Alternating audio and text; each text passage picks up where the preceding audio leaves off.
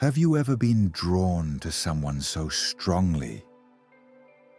It almost felt magical, as if you'd known them forever, as if they carried something you'd been searching for.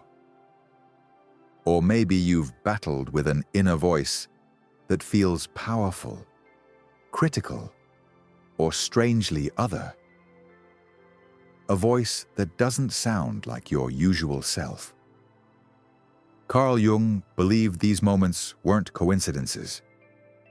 They revealed something fundamental about the human psyche. He called it the anima and the animus, the hidden inner feminine inside men, and the hidden inner masculine inside women. This idea may sound unusual at first, but once you see it, you realize it explains our dreams, our relationships, our struggles, and our potential for wholeness. Carl Gustav Jung was a Swiss psychiatrist, once a close collaborator of Sigmund Freud, but eventually he carved his own path. He wasn't satisfied with only focusing on repressed desires or trauma. He wanted to understand the whole of the psyche, the conscious and unconscious, the personal and the collective. He believed that beneath our personal stories lies a deeper layer of symbols and patterns, shared by all humans. He called this the collective unconscious. And within this collective unconscious live what Jung called archetypes, universal patterns that shape how we think, dream, and behave. The anima and animus are two of these archetypes, and Jung considered them among the most important for understanding ourselves. The anima is not about an actual woman in your life. She's not your mother, your partner, or your friend. She is an inner image of the feminine itself, living inside the male psyche. Jung wrote, "Every man carries within him the eternal image of woman. Not the image of this or that woman, but a definite feminine image."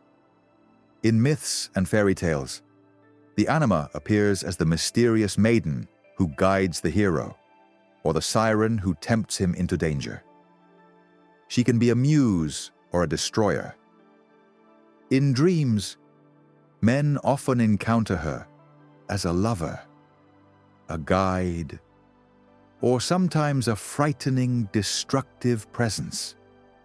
In daily life, she shows up as a man's relationship to his feelings, his capacity for imagination, his connection to creativity. If a man denies her, she doesn't vanish. Instead, she projects outward. Suddenly, a woman he meets becomes larger than life. He sees her not as she really is, but as his own anima projected onto her. This is why some infatuations feel so intense and so unreal, because they are. But when a man accepts and integrates his anima, she becomes a source of depth. He becomes more emotionally alive, more creative, more balanced. The anima connects him to soul. Jung once called the anima the archetype of life itself. The animus is the counterpart, the inner masculine within women. Jung described him as the deposit of all a woman's ancestral experiences of man. Like the anima, he is not about one individual person. He is an archetype, the essence of masculine qualities carried inside. Where the anima influences feelings and moods, the animus influences convictions and beliefs. In myths, he appears as kings, warriors, wise old men, or groups of male figures. In dreams, he might appear as a teacher, a critic, a lover, or sometimes a whole crowd of men. When unrecognized, the animus often takes the form of a harsh inner critic. A woman may hear constant inner judgments. You're not capable. You don't deserve this. You can't do it. But when embraced, the animus becomes a source of strength. He brings logic, courage, and decisiveness. He helps her act with clarity and confidence. Just as the anima brings soul to a man, the animus brings power to a woman. Now, here's where it gets fascinating. The anima and animus don't just sit quietly in the background. They show up everywhere. In dreams, a man dreams of a mysterious woman guiding him into the unknown. A woman dreams of a strong man blocking her way or teaching her something. These dream figures often represent the anima and animus.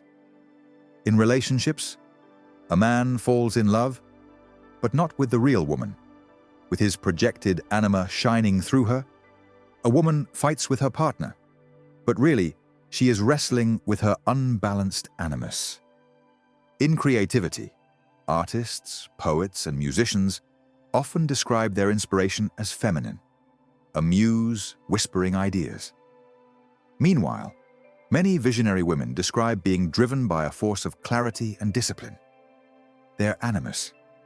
Even if we don't know the words anima or animus, we've all felt their influence.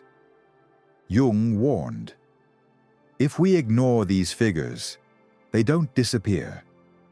They take over unconsciously. For men, this can mean mood swings, obsession with idealized women, or emotional immaturity. For women, it can mean being dominated by inner criticism, rigid opinions, or destructive relationships.